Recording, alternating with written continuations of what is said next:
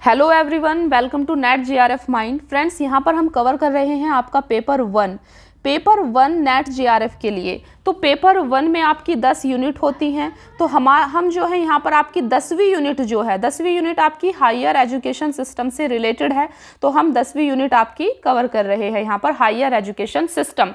एक चीज़ मैं आपको बता दूं कि पेपर वन का सिलेबस मैं डिटेल में डिस्कस कर चुकी हूँ। अगर आपने वो क्लास नहीं देखी है तो आप उस क्लास को ज़रूर देख लें। और हायर एजुकेशन सिस्टम पर एक क्लास हमारी आ चुकी है, ठीक है, जिसमें हमने डिस्कस किया था कि प्राचीन भारत में शिक्षा की प्रणाली कैसी थी। तो आप उस क्लास को भी ज़रूर देख लेना। तो आज हमारी हायर एजुकेशन सिस्टम पर दूसरी क्लास है। एक चीज़ और मैं आप सभी को बता दूं कि फ्रेंड्स, प्लीज़ आप सभी अपने नोट्स बनाइए। जैसे आप क्लास करते हैं, कॉफ़ी पेन लेकर बैठिए, ठीक है। जब आप क्लास करते हैं तो अपने नोट्स को साथ में बनाइए, ठीक है। कैसे बनाएंगे? सबसे ऊपर लिखिए ना आप यूनिट 10 डालिए, ठीक है। यूनिट 10 हायर एजुकेशन सिस्टम से रिलेटेड है। इसके बाद टॉपिक डालिए कि प्री इंडिपेंडेंस यानी कि आज़ादी के पहले आधुनिक शिक्षा प्रणाली का विकास कैसे हुआ, ठीक है। टॉपिक डालिए और फिर जैसे मैं आपको पढ़ाती जाऊंगी बिल्कुल आप साथ साथ में लिखते जाओ। आपके बहुत ही अच्छे नोट्स तैयार हो जाएंगे, ठीक है। और आप मेरा विश्वास कीजिए कि जो आप अपने हाथ से नोट्स बनाएंगे ना, ये किसी बुक और पीडीएफ से कई गुना बेटर होंगे, ठीक है। इनको आप रिवाइज कर सकते हैं और जो चीज़ हम अपने हाथ से लिखते हैं वो हमें ज़्यादा याद भी रहती है, ठीक है। जब आपका एग्ज़ाम होगा तो एग्ज़ाम से एक दिन पहले ना तो कोई बुक काम आने वाली है और ना ही कोई पीडीएफ काम आने वाली है, ठीक है। आपका जो हाथ से बना हुआ नोट्स होगा, हैंड रिटन नोट्स, वो आपके इतना काम आएगा ना। आप एक चीज़ सोचिए ना, क्योंकि अभी आपके पास टाइम है। एक चीज सोचिए, आपका एग्जाम है और एग्जाम से पहले, ठीक है, आपके पेपर वन में 10 यूनिट हैं। आप खुद सोचिए कि यूनिट 1 आपकी टीचिंग एप्टीट्यूड से रिलेटेड है, ठीक है। तो जब आपके पास टीचिंग एप्टीट्यूड से रिलेटेड आपके हैंड रिटन नोट्स होंगे, रिसर्च एप्टीट्यूड के आपके पास आपके नोट्स हैं, ठीक है। हर यूनिट के ऊपर आपके खुद के नोट्स हैं जो आपने खुद से लिखे थे। तो एग्जाम से एक दिन पहले उनको रिवाइज करने में कितना टाइम लगेगा और आपको पता है कि आपका कॉन्फिडेंस लेवल क्या होगा एग्जाम से पहले। तो ये चीज़ बहुत ज़रूरी होती है जो एग्ज़ाम में मेन रोल प्ले करती है। तो प्लीज़ आप सभी अपने नोट्स ज़रूर बनाइए, ठीक है। पीडीएफ के भरोसे या किसी बुक के भरोसे मत रहिए। क्लास के दौरान ही आप अपने नोट्स ज़रूर बना लें। तो चलिए स्टार्ट करते हैं फिर आज की क्लास। तो आज का हमारा टॉपिक है प्री इंडिपेंडेंस यानी कि आज़ादी के पहले आधुनिक शिक्षा प्रणाली का विकास कैसे हुआ, ठीक है। तो सबसे पहले जो क्लास हुई थी हमारी, वहाँ पर हमने डिस्कस किया था प्राचीन शिक्षा प्रणाली, ठीक है। और आज हम क्या डिस्कस करेंगे? आधुनिक शिक्षा प्रणाली। तो प्राचीन शिक्षा प्रणाली आपकी वो थी जो आपकी वैदिक काल में हुआ करती थी, ठीक है। वैदिक काल में आपको पता है गुरुकुल प्रणाली चलती थी। गुरुकुल प्रणाली में जो गुरु होते थे वो शिष्यों को वेद की शिक्षा दिया करते थे, वो भी उच्चारण के माध्यम से। उस टाइम पर कोई बुक नहीं थी, कोई कागज नहीं था, ठीक है। थे भी तो बहुत कॉस्टली थे, इसीलिए गुरु जो बोलता था शिष्य को उसे ऐसे ही याद करना होता था। भाषा क्या थी? संस्कृत में पढ़ाया जाता था, ठीक है। तो ये सारे पॉइंट्स मैं आपको लास्ट क्लास में बताई हूँ। मेन एजुकेशन सेंटर क्या थे, यानी कि विश्वविद्यालय कौन से प्रसिद्ध थे उस टाइम पर? आपका तक्षशिला विश्वविद्यालय था, नालंदा था, ठीक है। तो ये सारे आपके विश्वविद्यालय थे उस टाइम में। तो आज हम उससे आगे की बात करेंगे। आज हम करेंगे आधुनिक शिक्षा प्रणाली का विकास यानी कि आधुनिक शिक्षा। देखिए, आधुनिक शिक्षा हम क्यों कह रहे हैं? आपको पता होगा कि अंग्रेज जब भारत आए, ठीक है, तो भारत की जो एजुकेशन सिस्टम थी उसमें काफ़ी परिवर्तन आना शुरू हो गया। तो आप मान सकते हैं कि हम अब अंग्रेजों के टाइम से ही अब तक, ठीक है, अभी तक की जो एजुकेशन सिस्टम है उसकी बात करने वाले हैं। तो कैसे उस टाइम से अभी तक हमारी जो एजुकेशन है उसका विकास हुआ, ठीक है। आपने कोठारी कमीशन का नाम सुना होगा, आपने राधा कृष्णन कमीशन का नाम सुना होगा, आपने नेशनल एजुकेशन पॉलिसी, ठीक है, 1968, 1986 और फाइनली जो अभी आपकी 2020 की नेशनल एजुकेशन पॉलिसी आई है, इन सब के बारे में आपने देखा हो, सुना होगा, ठीक है। लेकिन हो सकता है कि आपके पास आपको नहीं पता हो कि किसके बाद क्या हुआ। तो यही आज हम बहुत अच्छे से करने वाले हैं आज की क्लास में कि किसके बाद क्या चीज़ घटित हुई है, ठीक है, एक सीरीज में। तो इससे आपको डेट भी अच्छे से याद हो जाएंगी और आपको क्लियर होगा कि आखिर शिक्षा प्रणाली का विकास हुआ कैसे, ठीक है। तो ये सब कुछ आने वाला है। देखिए, मैं आपको क्लास का एक ओवरव्यू देती हूँ सबसे पहले, फिर हम डिटेल में डिस्कस करेंगे सारे पॉइंट्स को, ठीक है। तो आधुनिक शिक्षा प्रणाली का विकास कैसे होता है आज़ादी के पहले। जब हम आज़ादी के पहले की बोलते हैं ना, तो आप ध्यान रखना हम 1947 से पहले की बात कर रहे हैं, ठीक है। और जब हम पोस्ट इंडिपेंडेंस एजुकेशन सिस्टम की बात करेंगे तो हम 1947 के बाद की बात करेंगे, ठीक है। 1947 से आप मान सकते हैं 2023 तक, ठीक है, ये पोस्ट इंडिपेंडेंस है, आज़ादी के बाद का काल। तो इसमें शिक्षा का विकास कैसे हुआ, कौन कौन से कमीशन बने, कौन कौन सी कमेटी बनी, तो हम ये पोस्ट इंडिपेंडेंस में देखेंगे। लेकिन आज हम क्या देख रहे हैं, आपका प्री इंडिपेंडेंस यानी कि आज़ादी के पहले शिक्षा प्रणाली का विकास कैसे हुआ, 1947 के पहले क्या हुआ। ठीक है, आई होप कि आपको समझ आ गया होगा कि आखिर टॉपिक हमारा क्या है, हमें पढ़ना क्या है, ये जानना बहुत ज़रूरी होता है। ठीक है, इसीलिए मैंने इतना जोर दिया है इस चीज़ पर। तो देखिए, आधुनिक शिक्षा प्रणाली का विकास आज़ादी के पहले प्री इंडिपेंडेंस में कैसे होता है। सबसे पहले आपका आता है 1813 का चार्टर एक्ट। ठीक है, 1813 के चार्टर एक्ट के बाद फ्रेंड्स एक रिपोर्ट आती है। पहले मैं आपको एक ओवरव्यू दे रही हूँ, हमें कहाँ तक कितनी सारी चीज़ों को पढ़ना है। ठीक है, देखिए 1813 के चार्टर एक्ट के बाद आपकी दूसरी रिपोर्ट आती है एल्फिंस्टन रिपोर्ट, ये 1823 में आती है। इसके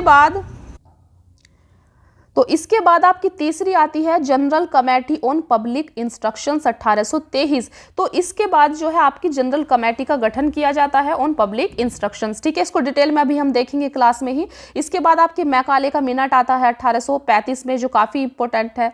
ठीक है, आप सभी ने वुड डिस्पैच का नाम सुना होगा।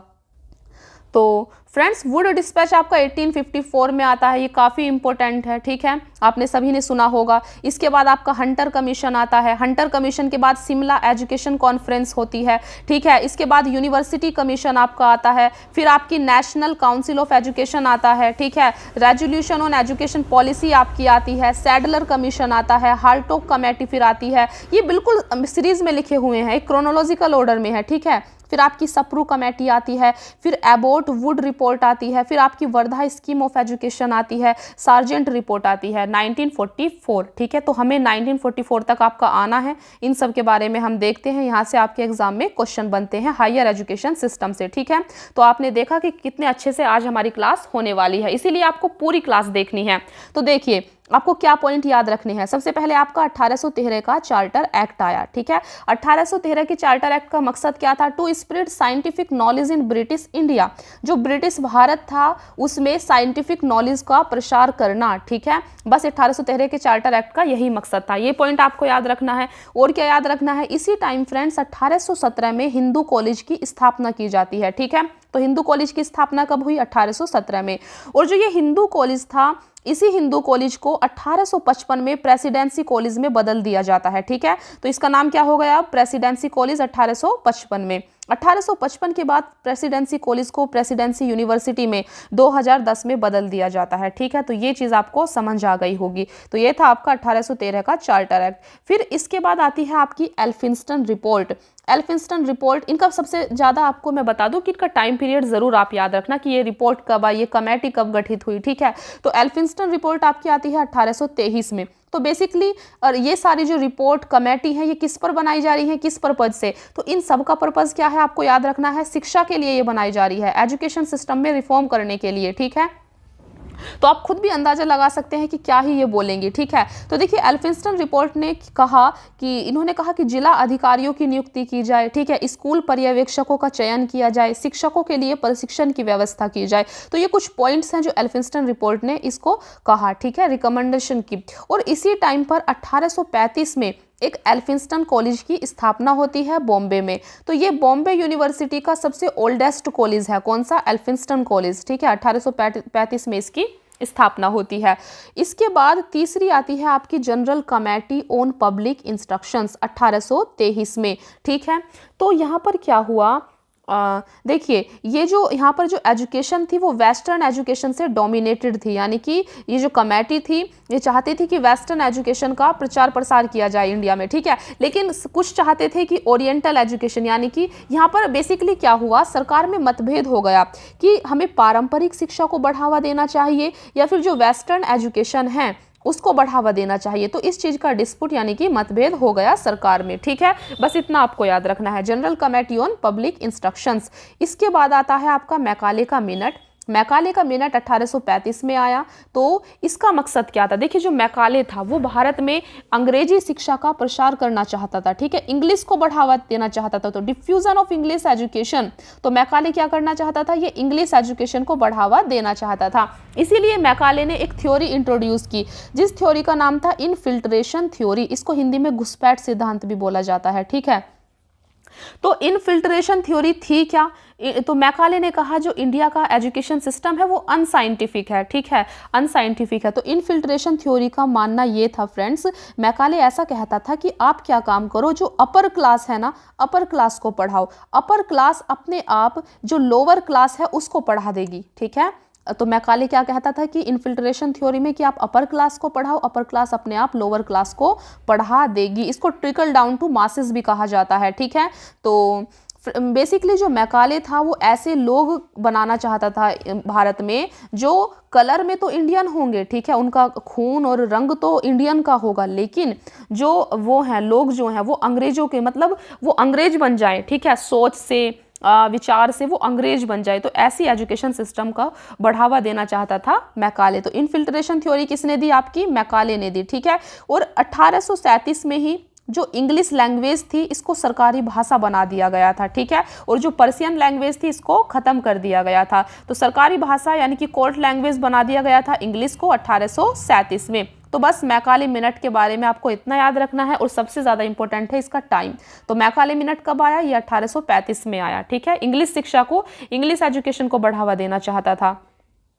इसके बाद आया आपका वुड डिस्पैच। वुड डिस्पैच आपका 1854 में आया, ठीक है, 1854 में आया। तो सर चार्ल्स वुड की अध्यक्षता में इसको बनाया गया था। तो वुड डिस्पैच को आप ध्यान रखेंगे Magna carta of English education भी कहा जाता है, ठीक है।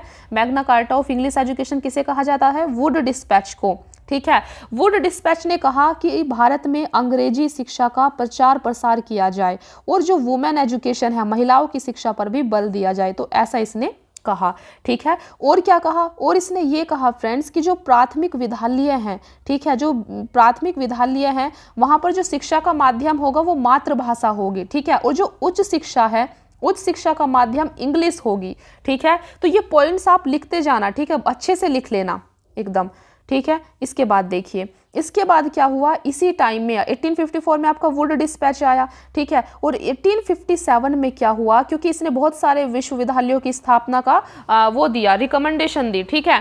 तो 1857 में 3 यूनिवर्सिटी बनाई गई, ठीक है। इसको आप बीएमसी से याद रख सकते हैं। बीएमसी, बीएमसी का मतलब है बॉम्बे, मद्रास, कलकत्ता। ये क्वेश्चन आ जाता है कि 1857 में कौन सी 3 यूनिवर्सिटी बनाई गई थी, तो आपको याद रखना है कौन सी? बॉम्बे, मद्रास और यूनिवर्सिटी। ये विश्वविद्यालय हैं, यूनिवर्सिटीज़ हैं। तो इनको 1857 में बनाया गया। और इसी टाइम में 1882 में पंजाब यूनिवर्सिटी की भी स्थापना की गई थी। 1887 में इलाहाबाद यूनिवर्सिटी की भी स्थापना की गई। तो ये पॉइंट्स आपको याद रखने हैं, आप अच्छे से अपने नोट्स बना लीजिए एकदम पॉइंट वाइज, ठीक है। और क्या कहा वुड डिस्पैच ने? देखिए, वुड डिस्पैच ने कहा कि इंडिया में इंग्लिश के साथ साथ जो मातृभाषा है, नेटिव लैंग्वेज है, उसको भी पढ़ाया जाए। जैसे कि हमने अभी देखा, हर जिले में एक सरकारी स्कूल बनाओ, ठीक है। वुमेन एजुकेशन, महिलाओं की शिक्षा पर फोकस करो। तो ऐसा वुड डिस्पैच ने रिकमेंडेशन दी अपना, ठीक है। इसके बाद आता है आपका हंटर कमीशन। हंटर कमीशन 1882 से 83 में बना था।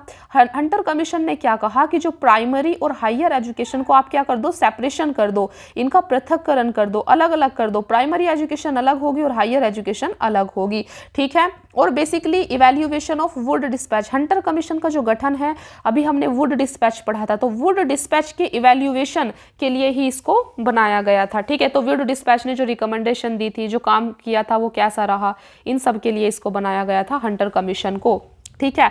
हंटर कमीशन में और हंटर कमीशन में क्या काम हुआ? यहाँ पर जो स्टेट का रोल है, ठीक है, एजुकेशन को प्रमोट करने में, उसको बढ़ा दिया गया, उसका एक्सटेंशन कर दिया गया, ठीक है। और कंट्रोल ट्रांसफर टू डिस्ट्रिक्ट और म्युनिसिपल बोर्ड, और जो एजुकेशन का कंट्रोल है उसको ट्रांसफर कर कर डिस्ट्रिक्ट और म्युनिसिपल बोर्ड को दे दिया गया, ठीक है। बस हंटर कमीशन के बारे में इतना याद रखना है। ये 1882 से 83 में बनाया गया था। इसके बाद आता है Shimla education conference. Shimla education conference 1901 में हुई, ठीक है। इसको लीड किसने किया? लॉर्ड कर्जन ने किया था, ठीक है। लॉर्ड कर्जन के द्वारा ये की गई थी शिमला एजुकेशन कॉन्फ्रेंस। इसका फोकस क्या था? इसका फोकस था प्राइमरी से लेकर हायर एजुकेशन को देखना, ठीक है, उसके में इम्प्रूवमेंट करना, क्या कमी है उसमें सुधार करना। तो प्राइमरी से हायर एजुकेशन तक, ठीक है, शिमला एजुकेशन कॉन्फ्रेंस का उद्देश्य था। तो इसमें क्या हुआ? इसमें कंप्लीट एजुकेशन का जो कंट्रोल है वो केंद्र सरकार को दे दिया गया शिमला एजुकेशन कॉन्फ्रेंस में, ठीक है। और क्या था, जो आपका शिमला एजुकेशन कॉन्फ्रेंस है, इसको क्रिश्चियन मिशन भी कहा जाता है, ठीक है। एक चीज आपको याद रखनी है, इसमें कोई भी इंडियन शामिल नहीं था, सब अंग्रेज थे, ठीक है। खुद ही वो डिसाइड कर रहे थे कि इंडिया का एजुकेशन सिस्टम कैसा होना चाहिए, ठीक है। इसके बाद जो है आपका आता है यूनिवर्सिटी कमीशन। यूनिवर्सिटी कमीशन की जो स्थापना है वो 1902 में हुई, 27 जनवरी 1902 को लॉर्ड कर्जन के द्वारा, ठीक है। और किसकी चेयरमैनशिप में हुई? थॉमस रेले की चेयरमैनशिप में यूनिवर्सिटी कमीशन की स्थापना की गई। इसको 27 जनवरी 1902 को अपॉइंट किया गया था, लेकिन एक्ट कब बना? एक्ट बना ये 21 मार्च 1904 को, ठीक है। यूनिवर्सिटी कमीशन के बाद फ्रेंड्स आपकी आती है नेशनल काउंसिल ऑफ एजुकेशन। ये 1905 में आई थी। आपको पता होगा कि 1905 में हिस्ट्री की एक इंपॉर्टेंट घटना याद कीजिए। 1905 में बंगाल का विभाजन हुआ था, ठीक है। बंगाल के विभाजन के विरोध में स्वदेशी आंदोलन चलाया गया था, स्वदेशी और बहिष्कार आंदोलन। तो बस जब हम स्वदेशी और बहिष्कार आंदोलन चला रहे थे तो यहाँ पर डिसाइड किया गया था कि जो हम स्वदेशी को अपनाएंगे और जो विदेशी चीज़ें हैं उनका बहिष्कार करेंगे। तो आपको याद होगा कि इसमें कहा गया था कि जितना भी विदेशी विद्यालय हैं, स्कूल हैं, विद्यार्थियों से कहा था कि उनको आप छोड़ दो। तो उसी के तहत, ठीक है, इंडिया वालों ने, जो हमारे नेता थे, उदारवादी नेता थे, ठीक है, उन्होंने क्या कहा?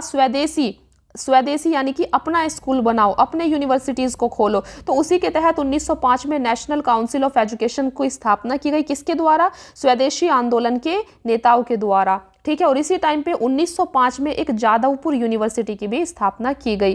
शांति निकेतन की स्थापना की थी किसने? रविंद्रनाथ टैगोर ने। तो ये कुछ पॉइंट है जो आपको याद रखने हैं।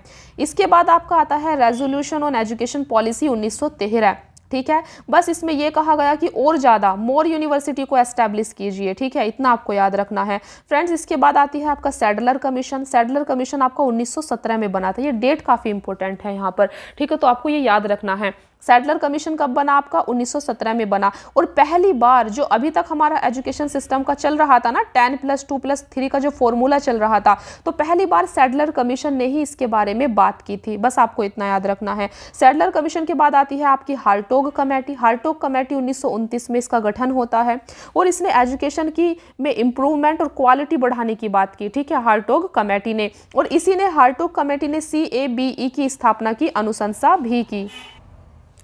CAB का मतलब है केंद्रीय शिक्षा सलाहकार बोर्ड, ठीक है, इसको हिंदी में बोलते हैं केंद्रीय शिक्षा सलाहकार बोर्ड की स्थापना की अनुशंसा भी की। किसने? हार्टोग कमेटी ने। इतना आपको याद रखना है। हार्टोग कमेटी के बाद आती है आपकी सप्रू कमेटी। सप्रू कमेटी की स्थापना 1934 में हुई थी, 1934 में, ठीक है। और सप्रू कमेटी का गठन क्यों किया गया था? यूपी में किया गया था, ठीक है। सप्रू कमेटी का गठन यूपी में अनएम्प्लॉयमेंट, बेरोजगारी के कारणों की जांच करने के लिए किया गया था कि आखिर इतनी बेरोजगारी क्यों हो रही है, ठीक है। तो ये सप्रू कमेटी बनाई गई थी। सप्रू कमेटी के बाद था आपका अबोट वुड रिपोर्ट, जो कि 1937 में आई, ठीक है। अबोट वुड रिपोर्ट ने वोकेशनल एजुकेशन की बात की कि व्यावसायिक शिक्षा जो है, ठीक है, उसमें कहाँ कमी रह रही है, भारतीयों को क्यों नहीं दी जा रही है। तो अबोट वुड रिपोर्ट में वोकेशनल एजुकेशन की बात की गई। बस आप इतना याद रखेंगे, ठीक है। और इसमें जो है यूपी, दिल्ली, पंजाब में जो अबोट वुड थे, ये तीनों गए यहाँ पर एजुकेशन की क्वालिटी को चेक करने, ठीक है। इन्होंने कुछ काम ज़्यादा किया नहीं, बस ऐसे ही घूम घाम कर आ गए, ठीक है। तो बस ऐसे ही आपको याद रखना है कि अबोट वुड रिपोर्ट कब आई? 1937 में आई, ठीक है। और इसमें वोकेशनल एजुकेशन क्या होती है? व्यावसायिक शिक्षा, इस आपका स्किल डेवलपमेंट बेसिकली, ठीक है। तो इसकी बात की। तो अबोट वुड रिपोर्ट के बाद आती है आपकी वर्धा कमेटी, या इसको बोलते हैं वर्धा स्कीम ऑफ एजुकेशन। तो वर्धा कमेटी या वर्धा स्कीम ऑफ एजुकेशन कब आई? 1937 में आई। और इसमें जो एक इंपॉर्टेंट पॉइंट है आपको याद रखना है, इसमें 7 से 14 वर्ष तक के बच्चों के लिए फ्री एजुकेशन की बात की गई और मातृभाषा, मदर टंग को बढ़ावा देने की बात की गई। और वर्धा कमेटी जो है ये महात्मा गांधी के विचारों से प्रेरित थी, ठीक है। इतना आपको याद रखना है। इसके बाद आती है आपकी सार्जेंट रिपोर्ट। सार्जेंट रिपोर्ट आपकी 1944 में आती है, ठीक है। तो सार्जेंट रिपोर्ट में जो है बेसिकली आपकी टेक्निकल एजुकेशन को बढ़ावा देने की बात की गई, टीचर ट्रेनिंग की बात की गई, ठीक है।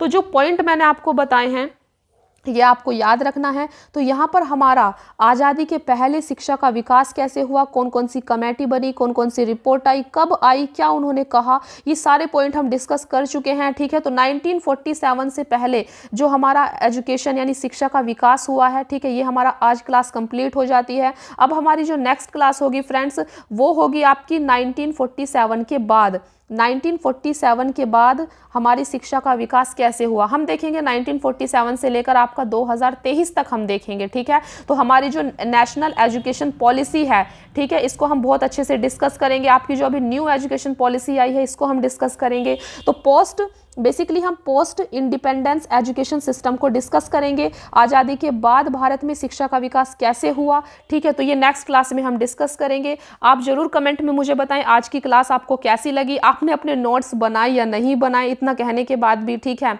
तो आप मुझे कमेंट में ज़रूर बताना। और अगर आपको क्लास अच्छी लगती है तो प्लीज़ क्लास को लाइक करें, कमेंट करें। और अगर आप इस चैनल पर नए हैं तो चैनल को सब्सक्राइब ज़रूर कर लें, क्योंकि यहाँ पर आपका पेपर 1 और पेपर 2 कंप्लीट होगा बहुत ही अच्छे से। तो thank you so much friends, मिलते हैं फिर नेक्स्ट क्लास में।